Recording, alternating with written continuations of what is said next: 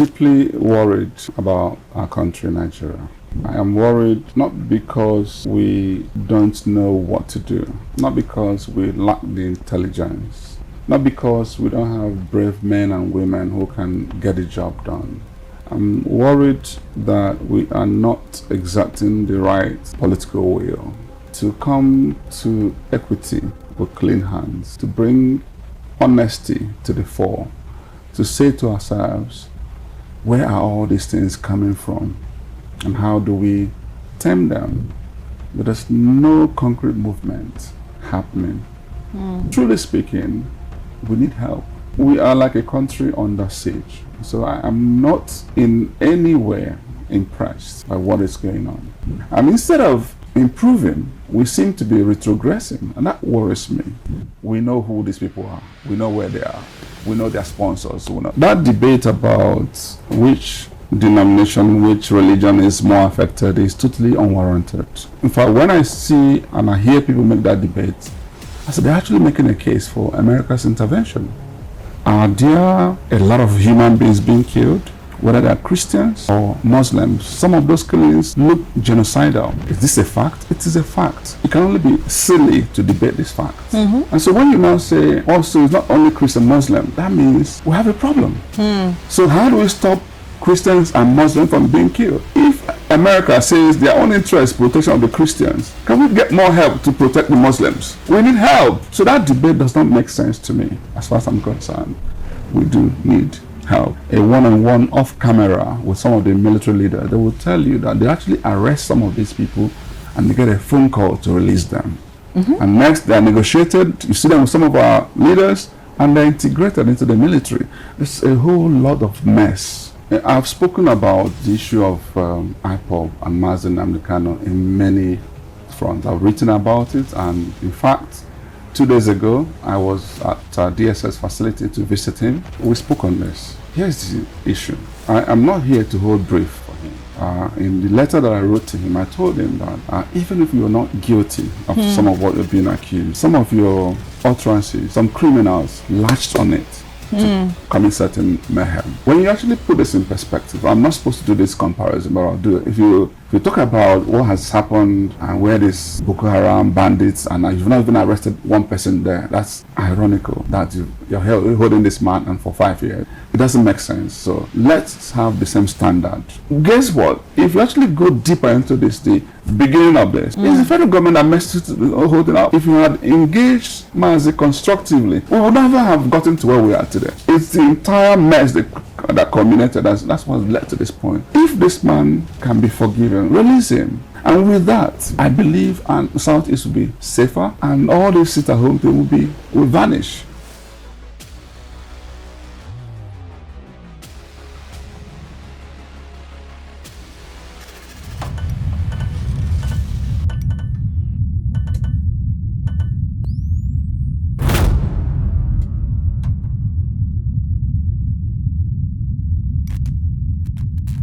This is Rapid Meet. On this edition, we start with Valentine CHINETO OZIGBO, a globally recognized business executive, award-winning CEO, political innovator, and nation builder whose career spans close to 3 decades across politics, banking, commercial retail investment, and international, energy, hospitality, power, corporate transformation, and social impact. Revered for his intellect, integrity, and inspirational leadership, he has emerged as one of Nigeria's most compelling voices for national renewal, justice, unity, and democratic accountability. Right, welcome to an exclusive session with Mr. Valentine CHINETO, as some will call him, or C. OZIGBO. And he is a Nigerian politician and, of course, business executive. It is so great to sit with you this beautiful time. Welcome to Rapid TV. Thank you so much. Thank you for having me. All right. You are very much aware. We don't need to dance around. You're very much aware with everything happening. But first of all, we are going to be talking about state of the nation, talking about where we are as a country right now in Nigeria. We're talking about the Southeast, which is your area, very important. We'll talk about the past election, talking about the Anambra election, and then we'll be talking about you. What's the way forward when it comes to you? And I think at this point, you did make a post talking about this situation. It is no news that it is really unsafe to live in Nigeria right now. You sleep and wake up, you go out and come in, it's by the grace of God. And I am definitely sure that was what prompted you to lend your voice. From where you stand, how do you think that insecurity in Nigeria is being handled? Thank you, Cynthia. Deeply worried about our country, Nigeria. I am worried not because we don't know what to do, not because we lack the intelligence, not because we don't have brave men and women who can get the job done. I'm worried that we are not exerting the right political will to come to equity with clean hands, to bring honesty to the fore, to say to ourselves, where are all these things coming from? And how do we tame them, extinguish them, or at least reduce them? That discussion is not happening yet. I see a lot of efforts, motion, but there's no concrete movement happening. And I not taking for granted effort our president is making and some of our security agencies. I'm aware they are in Washington at the moment to engage with those in the US. Truly speaking, we need help. We need help because we are like a country under siege. So I am not in any way impressed by what is going on. And that was why I woke up yesterday just burdened by all of this. And I said to myself, where do we go from here? The reason I went into politics in the first instance was because my one single prayer to God is, how do you change the story of black people in the world in my own lifetime? Not just, I don't want you to change it when I am gone, when my children, no, in my own lifetime. So I'm in a hurry to see a transformational change. And instead of improving, we seem to be retrogressing, and that worries me. The level of impunity across board, not just in the Northwest or Northeast or North Central, even in the Southeast and even in the Southwest, is deeply worrisome. And that's why, from all the engagements I've been having with a lot of statesmen, patriots, those who truly are concerned about the future of Nigeria, I articulated those 5-point agenda, and I said, I'm going to write to Mr. President, and I hope he would understand that I was, making those efforts from a proper, pure patriotic zeal, and nothing more than that.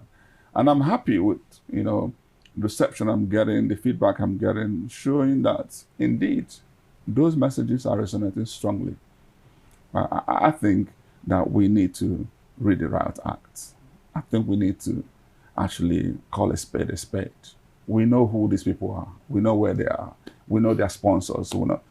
Let's see. Meaningful work started. You've talked about two very significant things. The first part was when you said you are not afraid to say that we need help. Yes. And the second thing you've said is the fact that we know these people, Yes, and we know how to get them, and we know what to do if we want to get them. Let's start with the aspect of you needing help. I mean, it is not news that the US have taken a dramatic interest in Nigeria as results to the insecurity, the religious, tainting of the entire process, even though for some persons it is being debated that, not just one religion is being, harmed in the country. But we're not going to dance around the religious aspect. We're going to see it as everyone is being affected, because if you're not able to leave your house from point A to point B, then you are not safe. If you cannot worship peacefully, then you are not safe. If you cannot go to school as a child peacefully, then you are not safe. But do you think that this help that we might be seeking or that is coming to us from the US, do you think that it is without a price? I don't know. But I'll tell you what I know and what I think and what I believe. First is that debate about which denomination, which religion is more affected is totally unwarranted. In fact, when I see and I hear people make that debate, I said they're actually making a case for America's intervention. Are there a lot of human beings being killed, whether they're Christians or Muslims? Some of those killings look genocidal. Is this a fact? It is a fact. It can only be silly to debate this fact. Mm-hmm. And so when you now say, also, it's not only Christian, Muslim, that means we have a problem. Mm. So how do we stop Christians and Muslims from being killed? If America says their own interest protection of the Christians, can we get more help to protect the Muslims? We need help. So that debate does not make sense to me, as far as I'm concerned. We do need help. And if America has any ulterior motive for trying to intervene, sit down on the table, find out what do they want. Help us to solve this problem. We'll help you what you need. Let's be on the table with America. And so, you know, diplomacy is something that we need to take very serious. And part of the things I wanted to even add to my letter to Mr. President was the issue of this ambassadorial appointment. But because I knew it has already been fast-tracked, and now, okay, I said, okay, there's no need to talk about what has already been done. Mm-hmm. But it's something we ought not to have allowed. So we need to be proactive. What we're doing today is reactive. Ideally, we should have actually gone to the likes of America, to whichever other country we consider friendly, and have a sit down and say, we need help. Because truly speaking, the number of people, life does not matter anymore. And it worries me. There's no way these bloods that are being wasted will not cry up to God. There's no way we will not pay the price as a nation. So the moment we tame the tide, we understand not just the killing of human beings, the brutal way these things are being done is reprehensible. And that's why, you know, let's not go defensive. Let's open our hands and welcome this conversation and shape it in a manner that becomes a win-win for Nigerians and for whichever other interest that we need to protect. Let's now talk about knowing who our attackers are. I mean, the people who are the front line of all of these is the military, even though everyone has a role to play. And we have, you know, boasted in the fact that we have a strong military might, I mean, in our own capacity. But in recent times, it is perceived like what is going on. Now, we're not going to sit here and, you know, force you to answer the question of, is someone leaking information to our attackers? But I think there are other ways that I want us to go about this.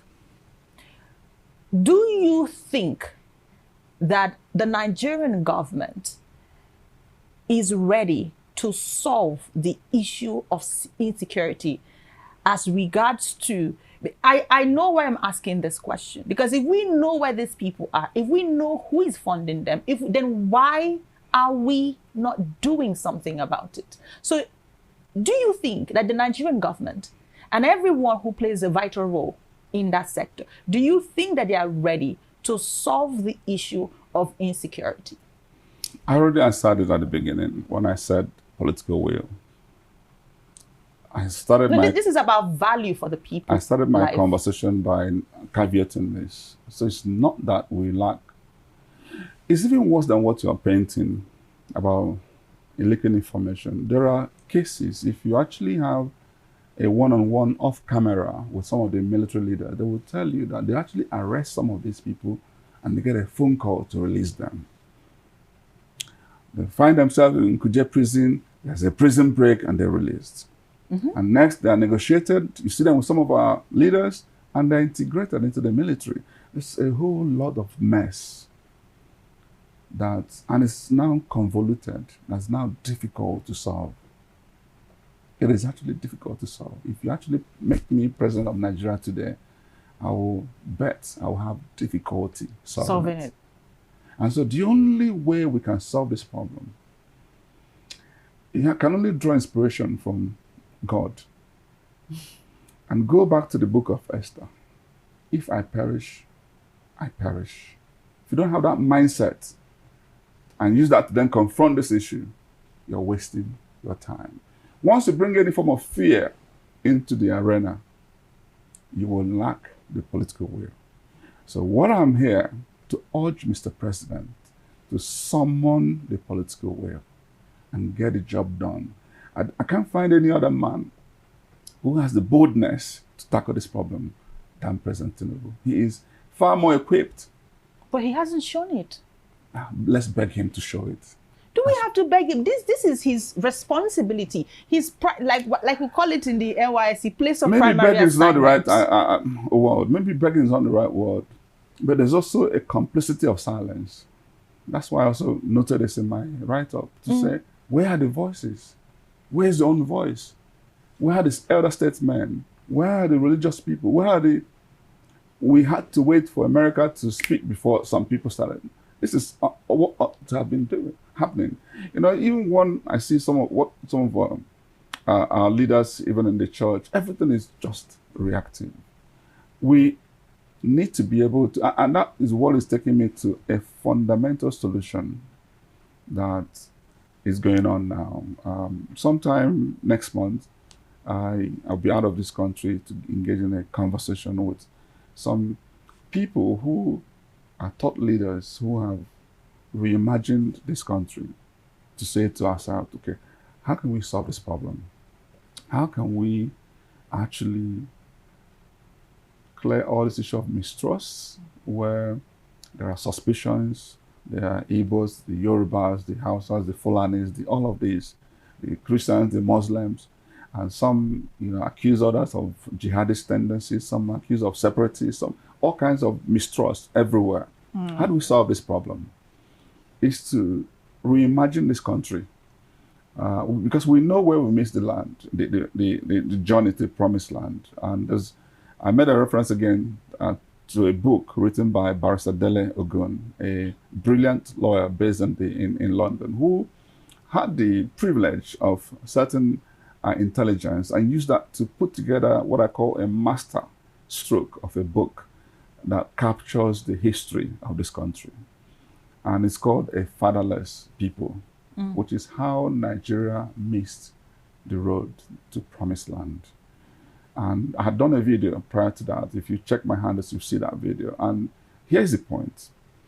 Let's reimagine Nigeria as a country of nations, of a union, not just even a country.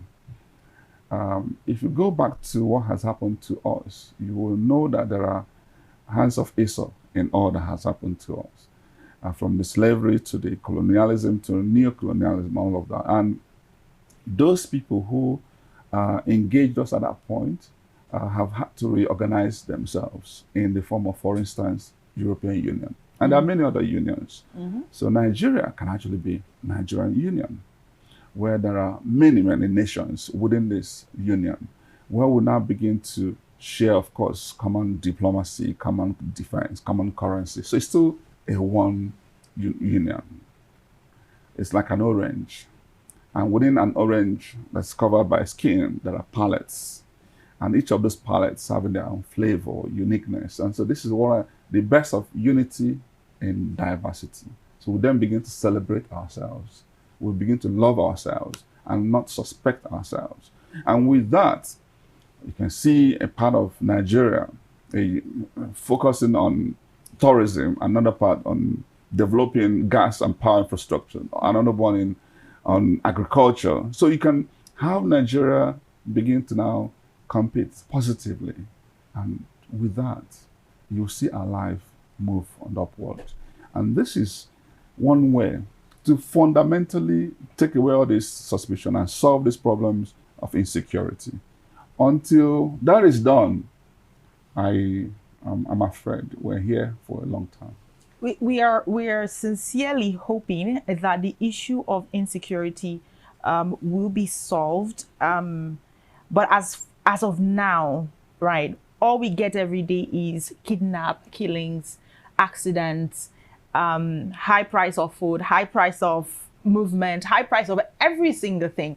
I am indifferent about the fact that you strongly believe that the president is capable of pulling all of this together and making meaning of it. Because if we go out there, the average man does not believe. The average man has lost hope in the fact that our president is capable of handling the security situation. Yes, he has done sweeps, trying to change service chiefs, trying to do what he has to do, but it is not reflecting. Brilliant idea you're proposing. Wonderful.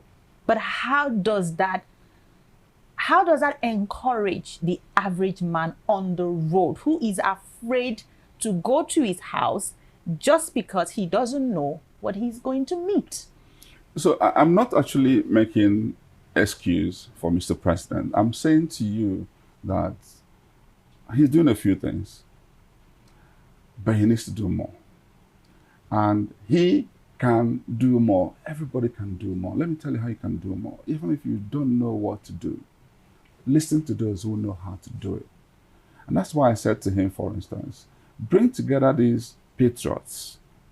Do you know who the patriots are? Led by the likes of Chief Emeka Anyoku, who led the Commonwealth. These people are in their 90s, 80s. They are not looking for any appointment or money. That's not what they're interested in. They want a better Nigeria. Bring them to the room.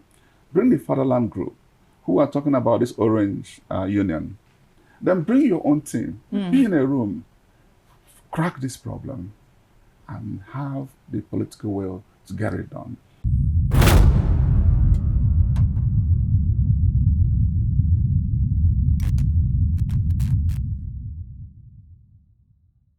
Now, before we move to the Southeast, I just have one aspect to clarify with you, which is the aspect of you've raised very good point regarding to bringing all of these people, merging them together and see how we can have share ideas and chat the way forward to bring Nigerians to where they're supposed to be. But you said two things about the effort of Nigerians. Yes. What can Nigerians do?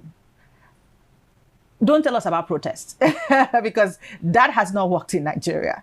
Don't tell us about protests. But what is the role Nigerians are meant to play in all of these? And also, there have been allegations, which I did mention passively at the beginning of the conversation, where conversations are being linked to the bandits. Now, I want to know if you've probably heard those speculations, if those rumors have gotten to you as well.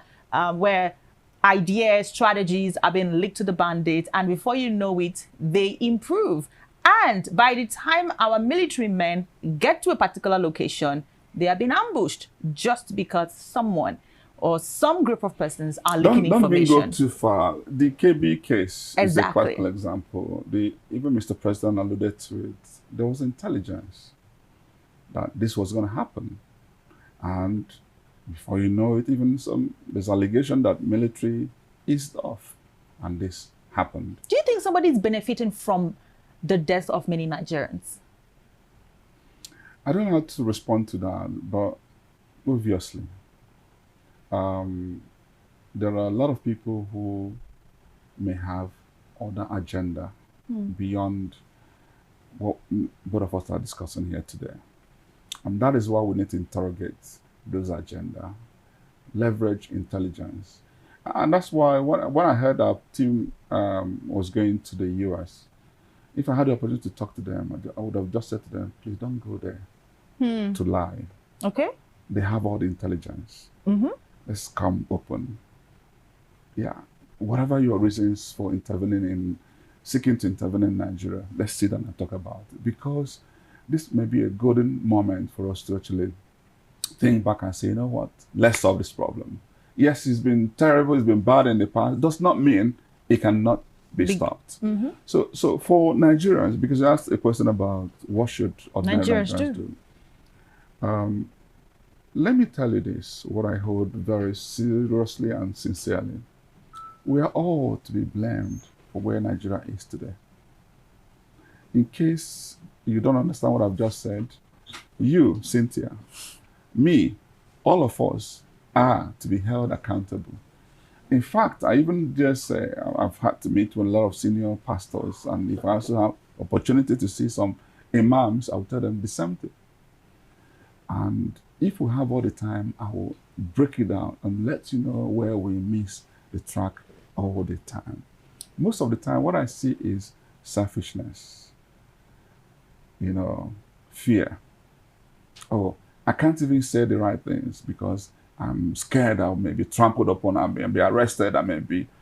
And so, if you're not ready to be able to say enough is enough, please, you are partly responsible for the rot in Nigeria.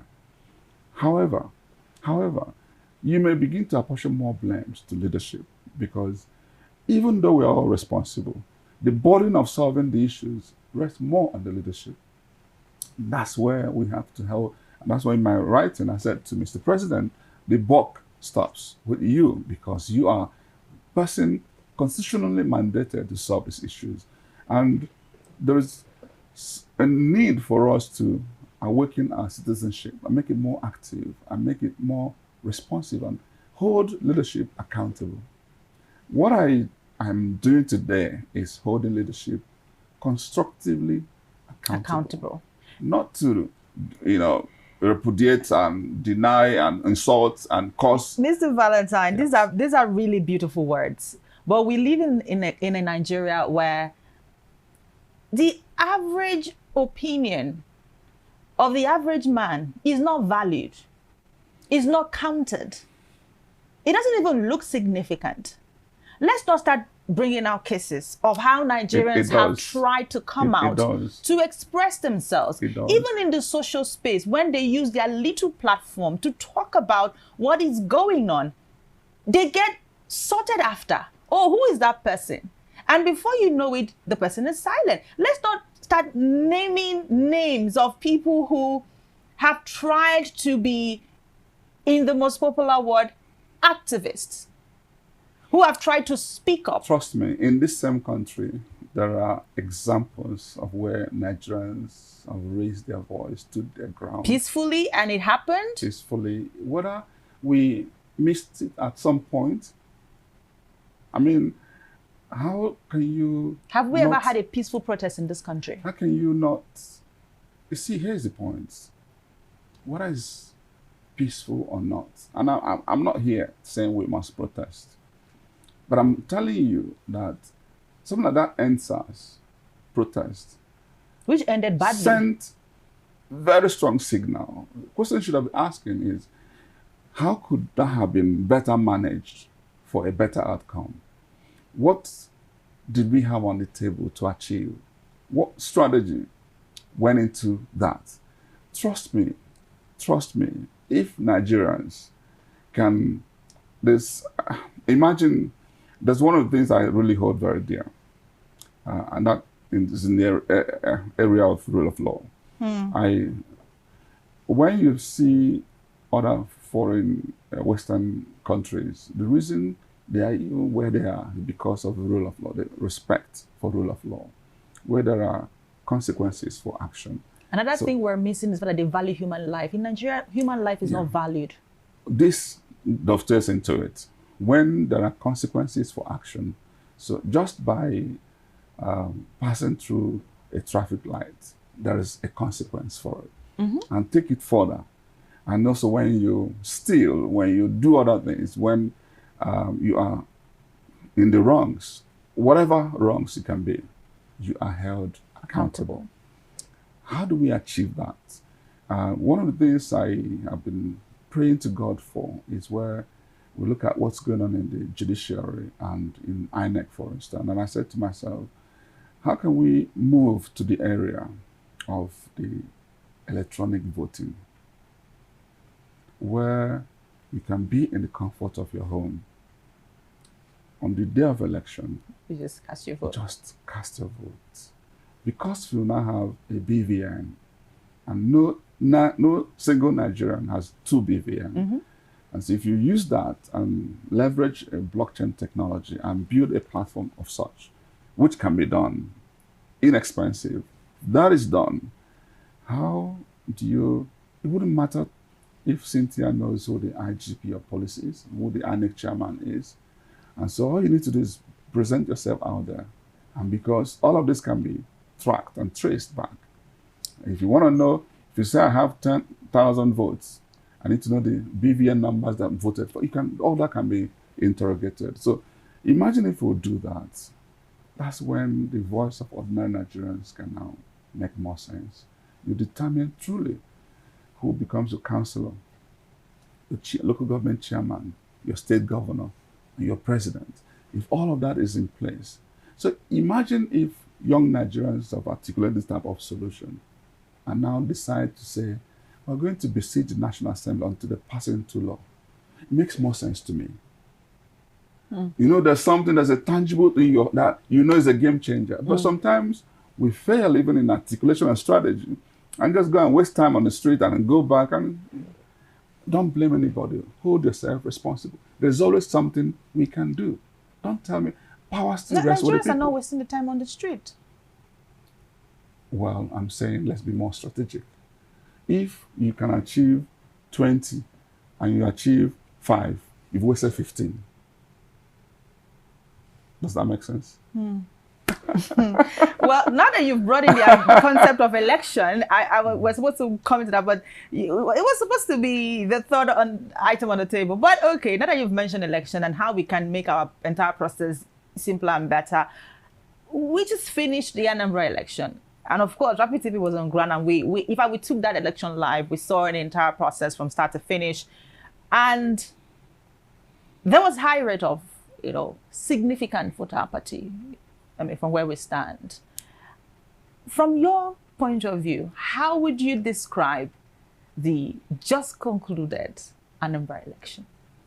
Or recently concluded? It's shocking to hear you say you monitor from start to finish. There's nothing like start to finish. Well, Election started long before you went to Anambra. Okay. So the whole thing had been muddled up.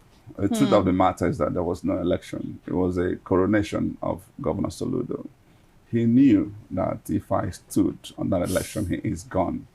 And so he made sure he did everything humanly possible to stop me. From Labour Party point of view and an APC point of view, what he did is, we know.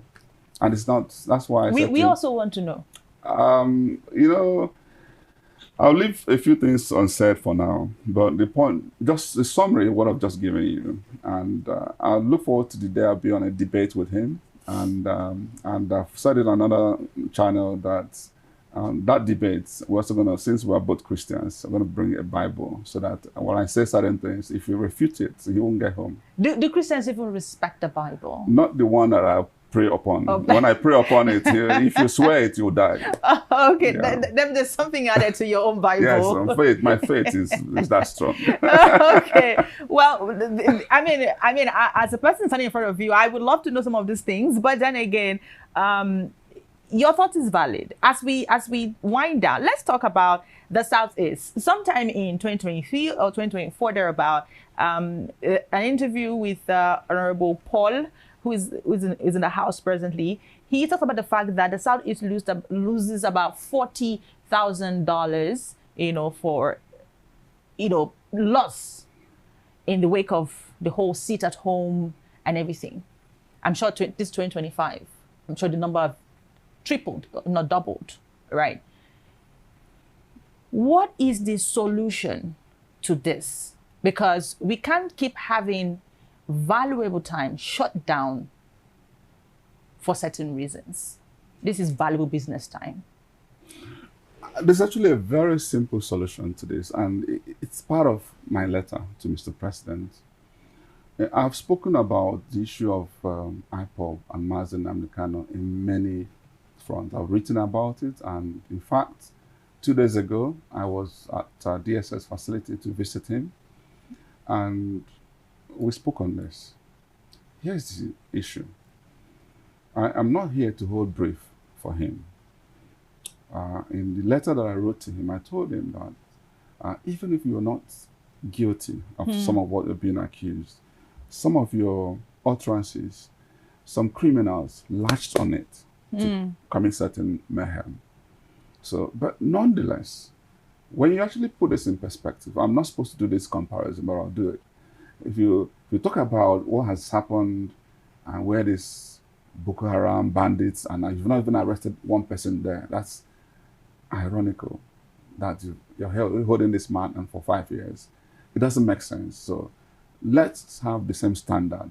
But let's come back to Mazi Nnamdi Kanu to say, Mr. President, the best political solution you can have is to release this man. Obviously, there are some who may not agree with me. It doesn't matter. My own personal opinion is that releasing him will actually give the government all the ammunition they need to separate true agitators and criminals. True. Because if anybody now comes to the streets with all that we've not gone through, treat that person as a criminal. As a criminal. But for now, agitation is not a bad thing. If you upset somebody, in fact, there's enough, anybody who is jackpotting out of Nigeria is agitating.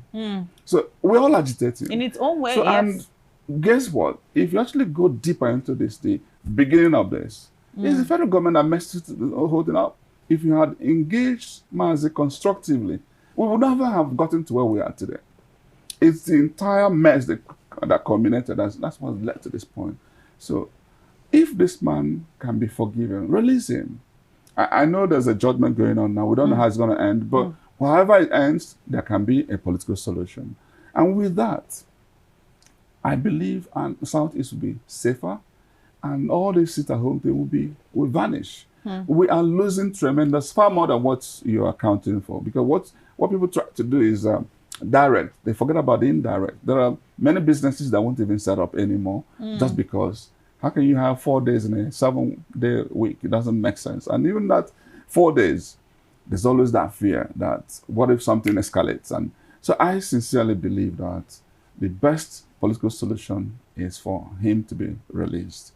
If there are lessons to be learned, he would have learned those lessons. Sure. And I doubt that he will not even be on the vanguard of trying to see the Southeast blossoms. But more importantly, more fundamentally is, let's reimagine Nigeria. I'm going to go back to the Orange Union. It's not separation. It's not secession. Separation is not even in the interest of the Southeasterners. If you conduct a referendum today, I, VALENTINE, will not vote for us to secede. However, if you show me that Nigeria cannot be in one united entity, there's no other option than to secede, to be on your own. So some of us are in politics to say... So that is more like a some last of us are in resort. politics to say, last resort. Okay. Are in politics to say, you know what, come on, hold on. Let's see if we can better this Nigeria. You guys hold on, hold on. But if we see that there's not even any hope, then let's go. Let's go. Okay. So there's nothing evil about it. All right. So finally, I would ask you, what is next for you as Valentine OZIGBO? What is next for you? Are we looking at seeing you coming up for something? Is this the end of the road? It may not be press what I'm going to tell you, because what I'm going to say is not the kind of thing people like to hear. But I will tell you the truth. Let's hear it. I am only interested right now in my personal salvation, meeting God in heaven whenever He calls me. And anything I'm doing on earth is stemming from there, even politics. So it's about life purpose. And I'm educating a lot of young people to tell them there is God. There is heaven and there is hell. Mr. Val. This is Val. I'm telling you, listen to this. Okay. And in the pursuit of salvation, politics also comes in there, because it's about what you do for the neighbor, for the other person. Yes. And for me, it's a platform to change narrative for a wider, and also can also be a platform to evangelize. Okay. Because if you get into office through the right means and you do certain things, you behave well, a lot of young people will be inspired to know why are you behaving the way you're behaving, and they'll be drawn to you. Before you know it, they start to worship the same God you're worshiping. So here's the point. I am not interested in being governor, president, anything. If that happens, it's okay. What I'm interested in now is what I will do that will make my life worthy to earn that eternal kingdom. So you're not even eyeing even the Senate? Nothing? Anything that I would do must be directly from God, telling me go and do it. Okay. Otherwise, I'm not. We're going to tell God to give us the expo before he gives it to you.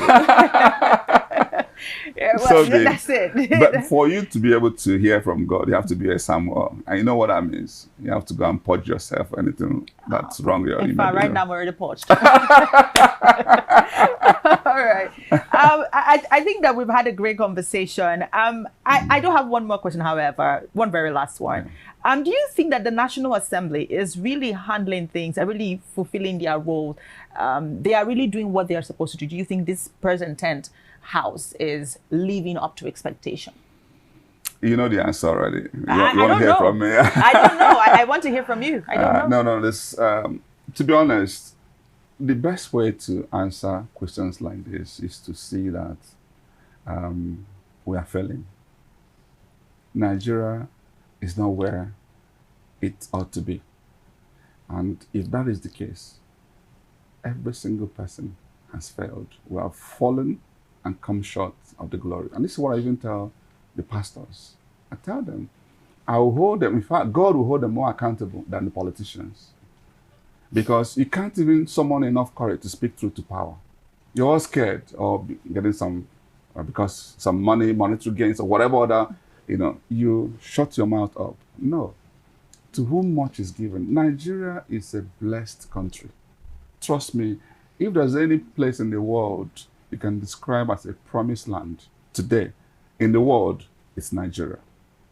And because God has blessed us that much, he demands more from us. And unfortunately, we are failing in that regard. And that is why, whether it's National Assembly, whether it's presidency, whether it's citizens, there's something fundamentally wrong, honestly.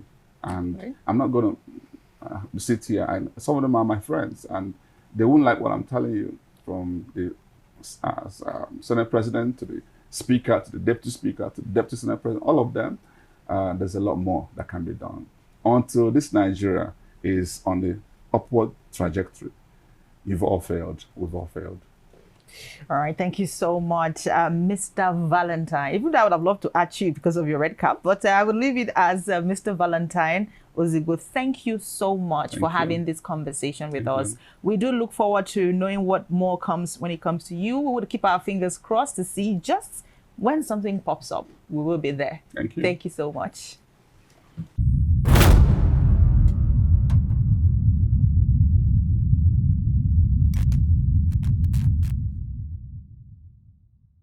This is Valentine OZIGBO on Rapid TV. Keep watching, keep believing, keep focusing, because we need men of courage to lead this country out of the doldrums. God bless you all.